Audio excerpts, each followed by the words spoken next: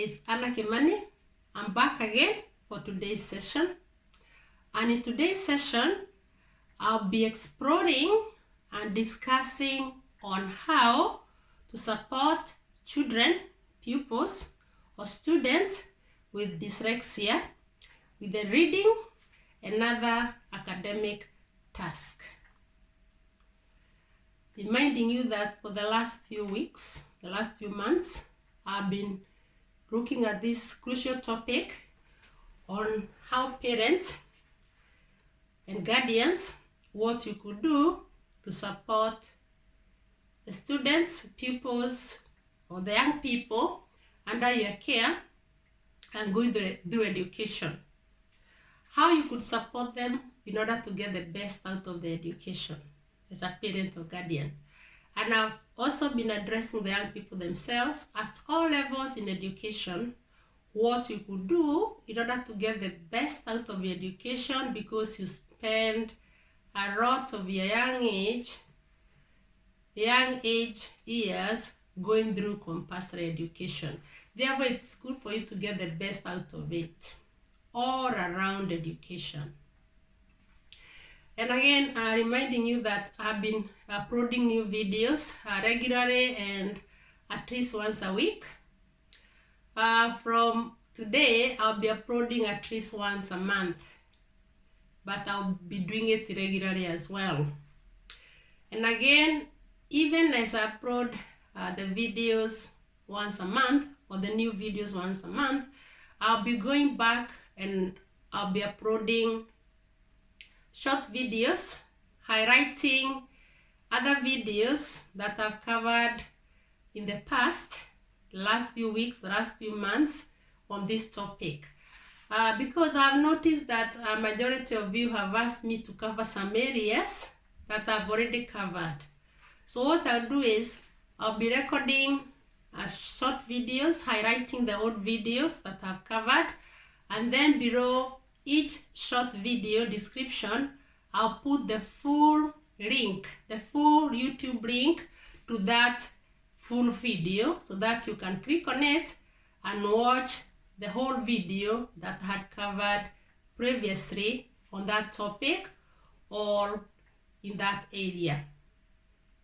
So today, I did say that I'll be exploring or discussing on supporting children, pupils, students with dyslexia, with their reading and other academic tasks.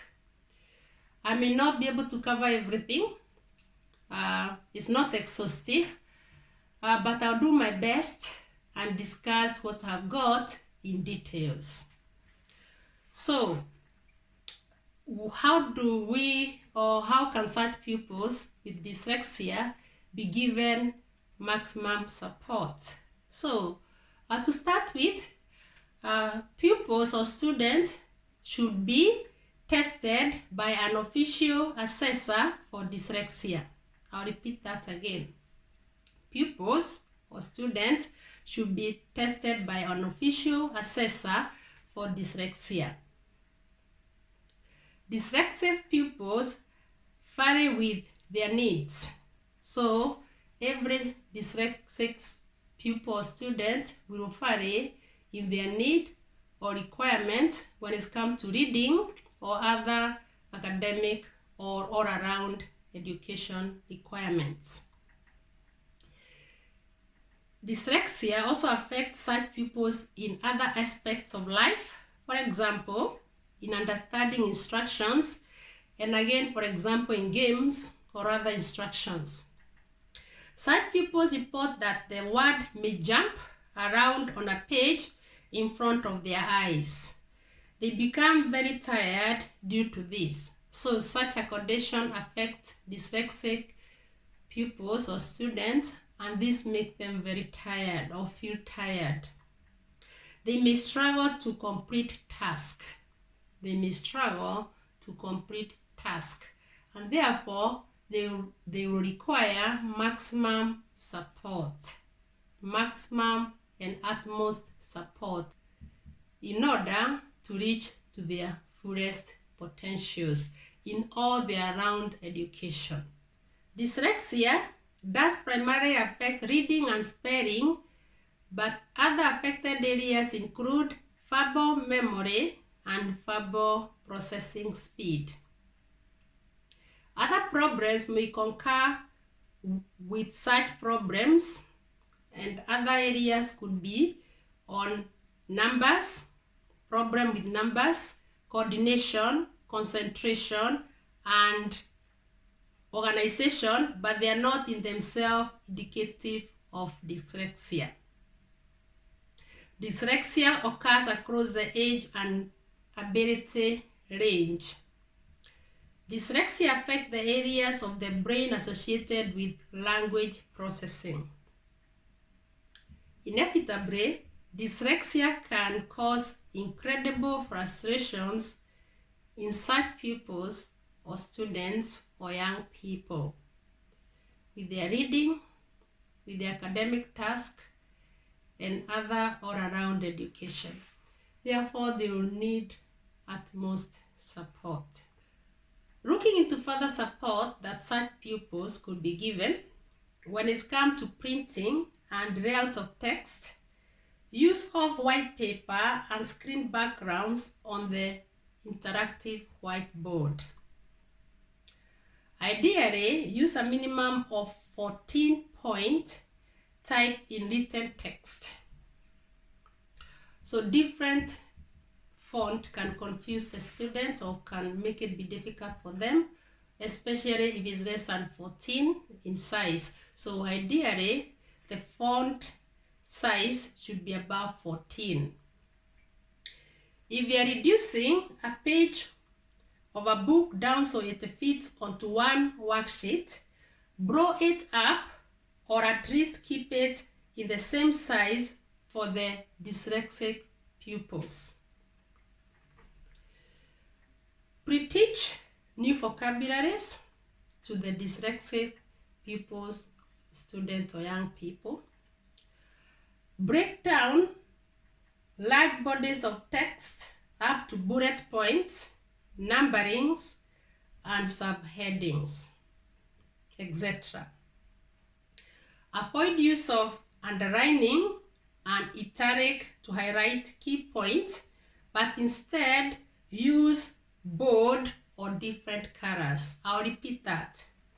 Avoid the use of underlining and italic to highlight key points, but instead use bold or different colors. Encourage them to record ideas, present information in different ways, such as diagrams, drawings, mind map, flow diagrams, video and voice recordings, etc. Make learning as multisensory as possible. Encourage the use of speaking and listening skills, as research shows that this in turn helps the development of reading and writing skills. I'll repeat that. Encourage the use of speaking and listening skills, as research shows that this in turn helps the development of reading and writing skills. Break down instructions into small, understandable chunks. Break down instructions into easily understandable chunks. Where possible, encourage pupils with dyslexia to use a laptop. They can then use a laptop in the examination, writing assignments or assessment where possible. So when it comes to helping the young people, student pupils who are dyslexic or with dyslexia, if possible, encourage them to use a laptop, and they can even use that laptop when it comes to writing their assessment, assignment, or even examination where possible. Write down the homework for the pupils and remember to check that they understood the homework or assignments or a task that they have to complete. Pair them up with a more able reader or student or pupil. This support can significantly reduce the anxiety the dyslexic readers or pupil or student experience, but monitor the relationship carefully they must not become dependent on other able students. That means the students or young people with dyslexia, they can be paired with more able students to support them. But that relationship should be monitored so that they don't become too dependent on these other pupils or take too much of this able student time. Because the more able students also need to spend their time wisely catching up with their work. Computer screens. You can buy anti-glare products which will help when a dyslexic pupil or student or young people is using a computer. Some pupils need overlays which are colored to suit each dyslexic pupil, and they place over the font in a book to help with reading. I'll repeat that. Some pupils need overlays which are colored to suit each dyslexic pupil, and they place over the font in a book to help with reading. Some pupils or students or young people who are for dyslexia use highlighters, different color for a different theme, so that their eyes can be drawn back to the theme. Some pupils use highlighters, different color for a different theme, so that their eyes can be drawn back to the theme. Dyslexic pupils or students or young people proceeds in life and become artists, inventors, entrepreneurs, writers, politicians, teachers, IT professionals, and they reach to their fullest potentials with maximum support according to their need or requirement.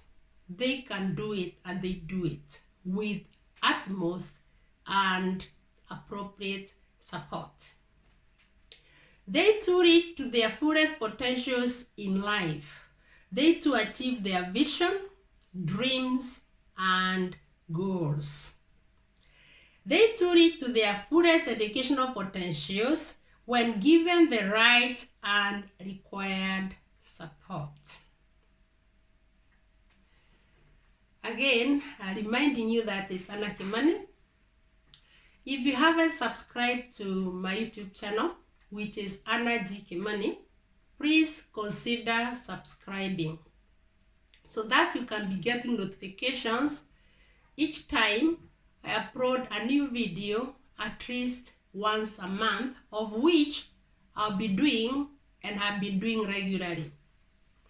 Again, as I said, I'll be revisiting the old videos that I've covered in the past few weeks, in the past few months, and recording short videos, highlighting them, and then putting the YouTube link to that previous video under that short video description, so that you can go to that link and watch the whole video that I covered previously or in the past.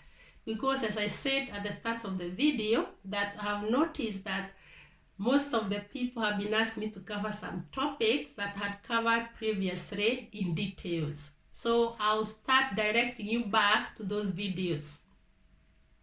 Once you subscribe, remember to hit the bell so that once I upload a new video, you'll get the notifications and you can go there and watch it. Again, follow me on my Facebook page, which is Excellence in Education Progress. I've covered a number of videos there, and there are some resources there as well.